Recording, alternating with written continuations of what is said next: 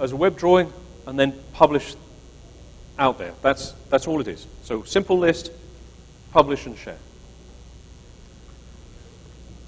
Report services and Report Builder, and Report Builder 3.0 specifically is part of the SQL Server set. Now what people don't fully understand is that Report Builder can actually be downloaded onto your client machine as well. So you can actually have Report Builder living on your client machine, which then hooks into any other data source as well. Or alternatively, you actually have SRS integrated with SharePoint. There are 3 modes. You can have a local mode, a reporting services native mode, or a reporting services SharePoint integrated mode. I'm probably going to upset everybody in Microsoft, and I will tell you bluntly, only do reporting services SharePoint integrated mode, because the other 2, it just gets too damn complicated. You will trip over your heels very, very quickly. The integrated mode is absolutely the way to go in a real-life deployment. Okay? Laboratories are one thing, real-life deployment's another. In an integrated mode, it is best to use SQL Server 2008 Release 2, because the original release actually has very limited functionality after you have applied a patch. This gives you a whole bunch of new data sets. You can link with maps. You can do geodata. Tremendous improvement in how you control your pages. And you have things like spark lines, basic thematic mapping, etc. Here are just a few of the visualizations that you can have. If you want to look at the win losses on the Copa de America, you can have that. Your spark lines are down the bottom left, and that's where you start seeing a trend over time. As I said, I mentioned the geodata caching and so on. I'm not quite sure what you'd use the one on the top right for, but it looks pretty. In the Report Builder, you can now manage, edit, and create new reports. You can add them to the document libraries, and you have the feature set that goes through. So the users can actually now pull forward the reports as well. There are simple to use report wizards, but again, I'm actually going to suggest the end user, if an end user is creating these reports, it is going to be tough for them, because it does require them to understand what your database fields are. This is much more likely to be a power user. I'm not 15 inches tall. It's much likely to be a power user or an IT pro. We have embedded reports. Again, you pass your URL, you can pass a string. That gives you interactivity in the reports. Now, there's a lot of talk about self-service BI. I don't know how clearly on the right side of the screen this comes out, but if you look at the data sources that you can hook into, you have Oracle databases, you have OLE databases, you have Teradata, you have some of the more heavyweight databases around. Let me ask a question, do you really want to have your end user messing around at that type of level in that database? Are you really going to open that to self-service, or are you going to pull back and say, let's have an IT pro code this for you? I'm going to suggest the IT pro is where you need to go. So you can go, Power Pivot is enormously powerful. It is fully integrated. Now, I spoke with the Microsoft guys, and they tell me that in order for Power Pivot to be on the cloud, they are going to have to rewrite it. And I heard rumors of 2015 before this comes out in the cloud. Okay, so there's no real BI in the cloud as of yet. So if you need BI, you're probably going to be looking at a farm install as things go forward. Simple data import wizards, the IT Pro, this is very much click and play.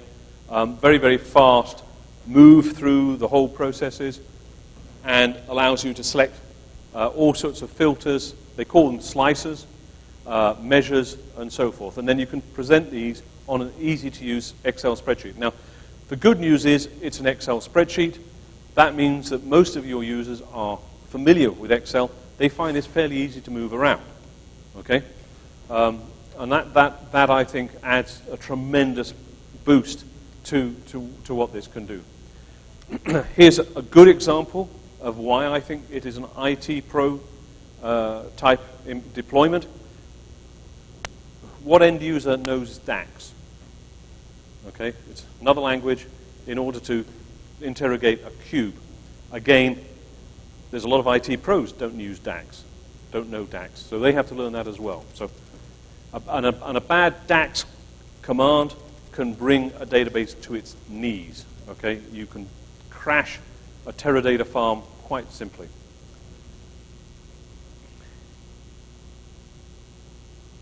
Here you go, very, very simple, save to SharePoint, and it's presented to the world. It really doesn't get much easier than that. Now, in this, you can actually publish out a workbook. It's presented in Excel as a workbook, makes it much simpler. Because it can consume an enormous number of rows at once without coughing, you'll find that your reports are almost instantaneous. You don't have, I don't know if any of you use some of the other tools, but when you use Fortix or things like this, when you click on that, it generates the report each time, and you're waiting for 90 seconds for the report to change before you change your second parameter. So this is tremendously powerful. I've been given a 15-minute warning, so this is actually a video. I'm going to skip the video, but it'll be embedded in the PowerPoint so you can play it. But no, let's play it. As you can, I'll go over and blame the Germans. What happens is you can set up the different measures within the spreadsheet, and as you go through, you can select the various measures that you want to alter, and you can look at what impact this has. Now, this is actually referring to the AdventureWorks database that Microsoft has as a specimen. And as you can see, as you move through and change the parameters, then very quickly it is reflected in all the graphs. So they all update at once. And this is, I think, a realistic, it's a realistic timing of what a large data set will take to do. And as you can see, it's really quite quick. So here we go. We look at, when people come out, at what time of the year do they come out? Is it cold? Is it hot? What class? And the AdventureWorks is a bunch of bicycles. Okay. So you have that. If you do see on a management dashboard, you can look at high usage and so on. You can actually tune to a tremendous degree as you go through. Another tech chart, this is to give you a headache. This is the Power Pivot client-server architecture, just to make you feel good. That'll take a day to read in its own right. But if you get it printed out in a large scale, put it on your wall, you can always refer to it as you go through. And basically the chart goes from left to right. On the bottom you can see that this is actually not contained on TechNet, this is contained on SQL Cat. Okay, but again, this is readily available to you guys publicly. Power Pivot infrastructure, again, as you can see, you've got web front ends, application servers, full farm, very, very akin to SharePoint. There are no real requirements to change your architecture as you go through. The only thing you want to watch is sometimes you might want to use SSRS onto its own server. You've got to watch your install. You've got to make sure that you configure this very, very carefully and make sure that you set up your security in SharePoint. Okay, so bounce the security into SharePoint. Here's your security architecture. Again, this is another chart sitting in, this one is actually in TechNet, and the links to all these charts are at the end of my presentation. Business connectivity services have been changed. They are much upgraded. They do, however, they do start at foundation. These used to be an enterprise class beforehand. Now this is foundation. And I, for one, was surprised. But this allows you to create a single pane of glass So you can expose your entire line of business as you go forward. So you just add your external lists and then populate them. Now, here is a graph that's been put forward. This is how you determine really what type of tool you want to use. Where should I go? And as you can see, from the business user side all the way up to the IT side on the left axis, and across you can see where your freeforms are. So that takes care of basically the 5 items that you go through. So you can start, as you can see, Performance Point, Reporting Services, and Report Builder really are power user and IT authored. The Power Pivot for Excel and Excel 2000. By the way, I should mention that Power Pivot for Excel is an add-in. Okay, you've just got to download it. It doesn't come with Excel. You've just got to add it in. Go from there. For reporting, here is a comparison between the tools. This will be available to you. As you can see, for instance, Excel Power Pivot, your geospatial reporting has to be done in Report Builder. On your dashboards, you've got multiple choices, and it depends, right, how complicated do I want to get? How strong is my IT group? How good am I at slicing and dicing? And on your scorecards, your KPIs, as you can see, that quite honestly, you're really going to be aiming at performance point services as you go forward. So in a very, very short time frame, that is a very rapid fly through the business intelligence stack that is now, as I said on my third slide, is up at the top of the heap in the leaders quadrant in Gartner. These are your resources. These have been checked. These will take you directly to the charts. They'll take you directly to the information. Just be aware that you will have to do some reading. Don't just jump in and start hacking.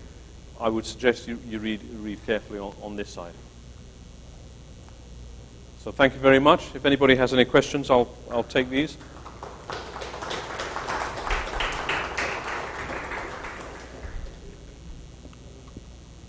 Any questions?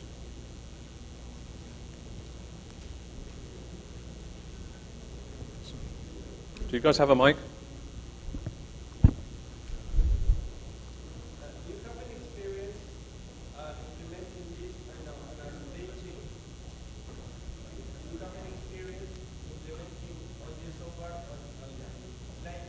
In the supply chain? Yes, we do.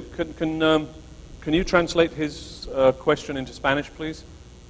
So the question is, it's a good question, do we have any experience with supply chain? The answer is yes.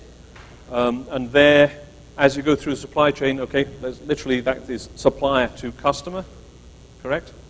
And you will find that the dashboards are a key element, particularly when it comes to deliveries, performance on times, etc. And each one belongs to a specific religion. Is that what you're looking for?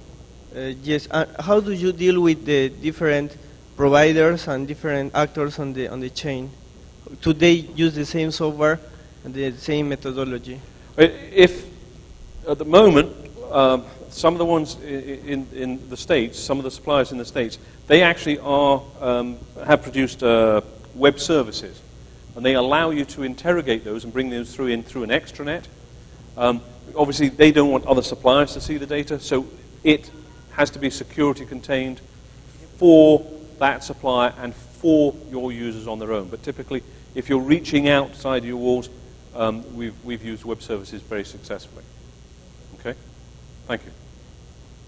Any other questions? I appreciate your time. I hope this was useful. Thank you very much.